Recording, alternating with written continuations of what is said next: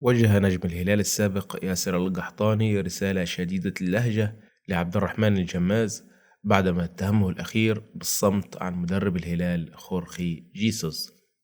وقال القحطاني عبر حسابه على منصة إكس: اللي يوطي الكور يوطي رقاب على فكرة.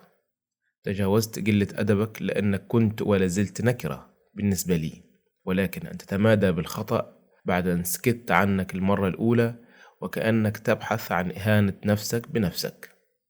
لن أتناقش فنيا مع أشكالك لأنك لا تفقه أساسا في كرة القدم، ولن أخوض معك في موضوع معين هو ياسر القحطاني، لأني راح أستنقص نفسي بهذا الشكل.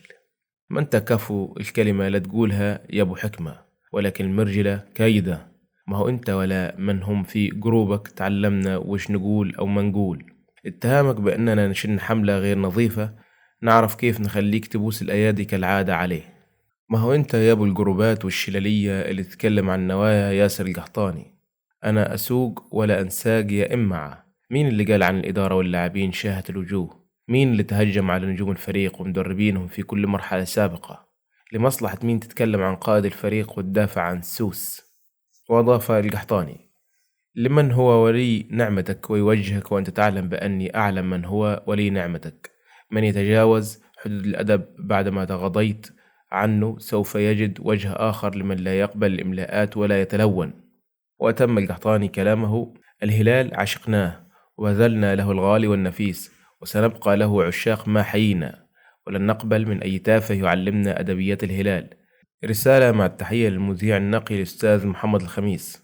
وضعك في خانة أظهرت بأنك صغير جدا، وما كانت الرجفة إلا دليل. الأقواس عجبتك؟ قوس فاضي لعيونك يا إمعة. وأضاف القحطاني في تغريدة أخرى قائلا: ما أقوله يمثلني شخصيا، والآن العودة لحقران أي مرتزق أو متسلق كالعادة.